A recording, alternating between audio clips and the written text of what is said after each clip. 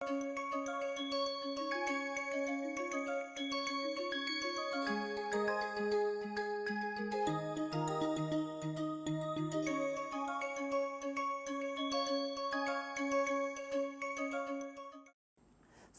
I will explain three case examples to convey this point, that how it is more important to pick up the best ratio, best analytical ratio, and if we choose the appropriate analytical ratio, we get business insight, we get HR process related insight that has direct impact on our revenue or profitability.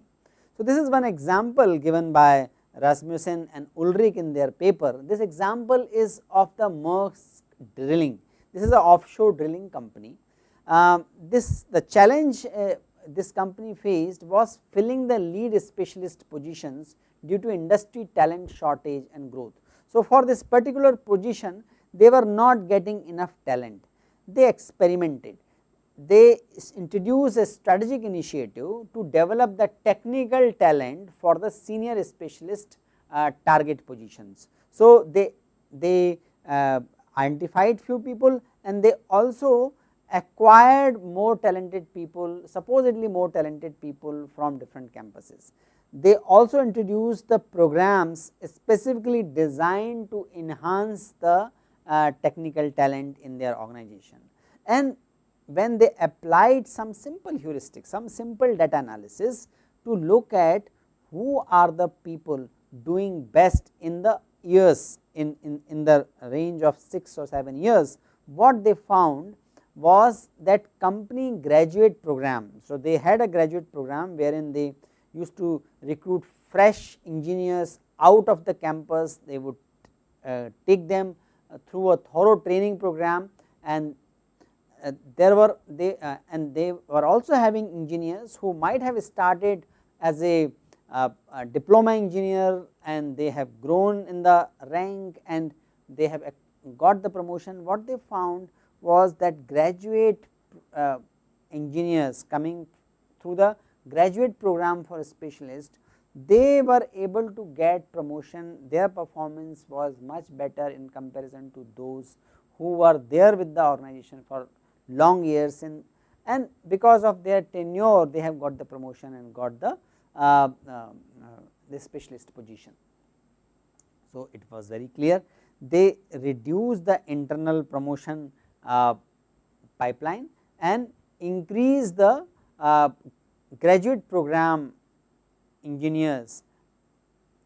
They inducted more and more graduate program engineers, and that helped them to get the required talent in due course. So, this simple HR analytics, who get the promotion of the specialist earlier, and they found that people going through the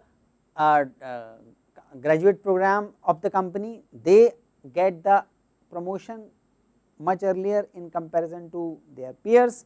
So, naturally they they put an effort in strengthening the graduate engineering program. Another example comes from a store, and this example is given in the Competing on Talent Analytics. That is a very famous, very successful book written by Davenport and two of his colleagues. It says, it describes that some organization can precisely identify the value of 0.1% increase in engagement among employee in a particular store. So, they take the example of Best Buy. This is the chain of the retail stores. They looked at the employee engagement results, and what was found was very striking and appealing, because even the smaller increase in the employee engagement score was associated with increasing income per store, and even the 0.1% increase apparently had significant impact on the income per store. So, stores having high engagement scores were much higher in terms of their earning their operating income. So, this was very insightful data, and based on this company decided to invest more effort and more focused effort in enhancing employee engagement. So, there is another example where a very successful company, by looking at various attributes and doing the systematic calculation based on those attributes over the period, able to reduce the attrition very significantly. So, this is an example of this company where they identified different attributes which were able to affect the turnover of the employees. They call it flight risk. Flight risk means risk of a good performing or average performing employee leaving the organization. That is not a desirable desirable turnover, that is undesirable employee turnover. And they found that there are multiple factors which affect this: so, team size, team structure, supervisors performance, length of commute, many factors. So, total 200 attributes were identified. When, and they had data on all those 200 attributes. When the model was run, they could very precisely identify who was at risk of leaving the organization. Before that, they had to do a lot of background work as well, because they need to identify what are the factors positively affecting the or enhancing the employee turnover, or what are the factors which make people stay back in the organization. So, for example, if employees are getting promotion, that generally help them to stay back in the organization. If employee as office is shifted away from the hometown or away from the town he is currently residing, or away from the place where he is currently residing, there is a likelihood that employee may look for switching another organization. So, they looked at these positive and negative factors connected to different attributes. They put those attributes, they gave numbers to those attributes, ran that model, and they found that they could very precisely identify the people which are high on the flight risk.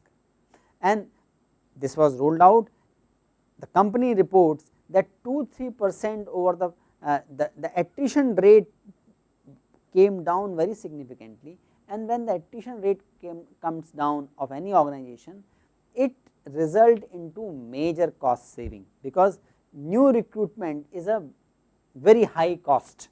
So, you have the cost of recruitment itself, multiple interviews and engaging external agencies for the recruitment and their induction, and for initial few months employees not very productive. So, all these factors if counted, there is a huge cost involved in new recruitment.